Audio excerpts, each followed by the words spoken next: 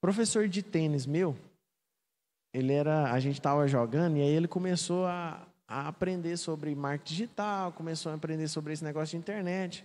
Ele falou, cara, eu vi um negócio de afiliados na Hotmart e tal. Ele falou, eu comprei um cursinho, vou começar a estudar. Aí eu incentivei ele. Passou 2 meses, ele veio falar, a gente treinando, ele falando, cara, eu vou largar, não vou parar de dar aula de tênis. Eu falei, como assim, amiga? Ele falou, então, esse mês eu já faturei R$10.000 já, com o curso de afiliados da Hotmart. Aí eu falei assim, não, amigo, mas aí não, aí é sacanagem, né? E aí ele falou assim, comecei a faturar e não faz mais sentido para mim. Porque quando você está buscando lá, era uma renda extra, começou a virar a renda principal dele. Então, o que você precisa? Você precisa mudar essa mentalidade. Mudar seu mindset. Esse mindset de sempre querer coisas novas. Sempre querer conhecimento, adquirir conhecimento. Uma das coisas que você tem que pensar, a primeira coisa que você tem que colocar é aonde você quer chegar. Se você vai investir, o porquê que você quer investir? Existe um porquê. Você quer investir por quê? É para fazer uma nova fonte de renda? É para viver de renda? Você quer viver só com o dinheiro só com a renda que aquele dinheiro vai te dar, ou que aquele investimento vai te dar? Você quer investir para multiplicar capital? Para que você quer investir? Você precisa ter um alvo também. E quando você coloca um alvo, da onde você quer chegar, você começa a colocar tarefas. O que é a tarefa? A tarefa ela tem que ser específica. Por exemplo, eu tinha uma tarefa, por exemplo, eu queria bater meu primeiro milhão. Era uma das tarefas que eu tinha no ano de 2019. Eu falei, quero bater meu primeiro milhão. O que eu fiz? Eu falei, se eu quero bater meu primeiro milhão, o que eu posso fazer para isso acontecer? Gente, para mim, R$1 milhão era tanto dinheiro que eu falava assim, o dia que eu ganhar R$1 milhão na loteria, eu nunca mais vou precisar trabalhar. Vou pôr esse dinheiro para investir e não vou precisar trabalhar mais. Você viu o tanto que a minha ambiência era boa. E aí eu tinha essa cabeça pequena. Só que quando eu comecei a aumentar a frequência e andar com gente que tinha uma frequência elevada e andar com gente que queria crescer, não tem como você não crescer. E aí eu comecei já a mentalizar o meu primeiro milhão. Mesmo que para mim era impossível. E o que eu fiz? Eu falei assim, eu criei tarefas. Anota isso aí, você precisa criar tarefas em tudo que você colocar nos seus objetivos. Você vai colocar lá no seu objetivo é o quê? É fazer o quê? Aí você vai criar uma tarefa. A tarefa para mim eu criei uma tarefa assim, conectar com um milionário por semana. Para mim saber o que esse milionário fez e o que eu precisava fazer para mim me tornar um milionário. Aí quando eu fui para conectar, eu fui lá na minha agenda de contatos, selecionar os milionários. Aí eu subi na agenda, acabei a agenda, não achei nenhum milionário. Nenhum, não achei. Eu falei, mas se não tem um milionário, tem um amigo do amigo que tem um milionário. Aí eu falei, vou ir no amigo do amigo lá, fui caçar, não achei nenhum milionário. Aí eu falei, cara, como é que eu vou fazer essa tarefa? Aí eu lembrei de cliente, eu falei, eu tenho uma empresa, tem algum cliente que é milionário. Eu fui no cliente, fui falando com alguns não atendiam. E aí até que eu lembrei de um cara, de uma concessionária. Eu falei, cara, eu sei que esse cara gosta disso. Comprei um presentinho para ele, liguei para a secretária dele, mudei a abordagem, né? Falei, tem um presente para levar para ele, eu queria conversar com ele, uns 10 minutinhos. Ela falou, tá bom, vou marcar aqui. Marcou.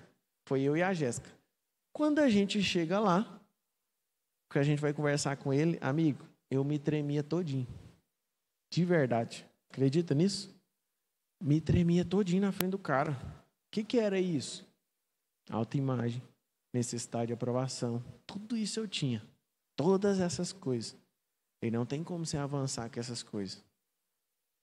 Se você não resolver necessidade de aprovação, autoimagem, escassez, todas essas coisas, elas te atrapalham. Não adianta você ser um investidor.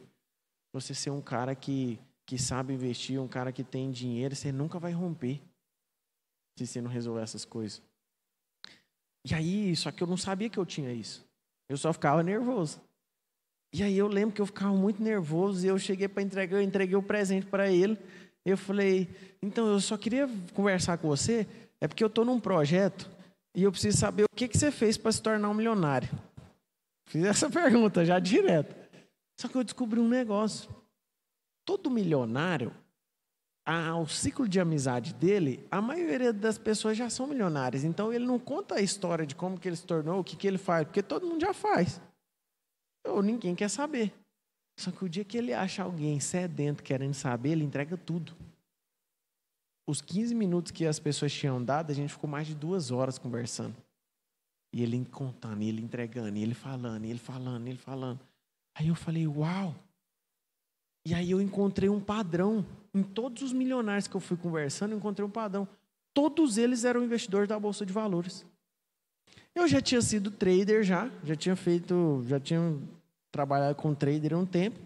Tinha parado, tinha uma carteirinha de ações, mas tipo assim, tinha deixado de lado.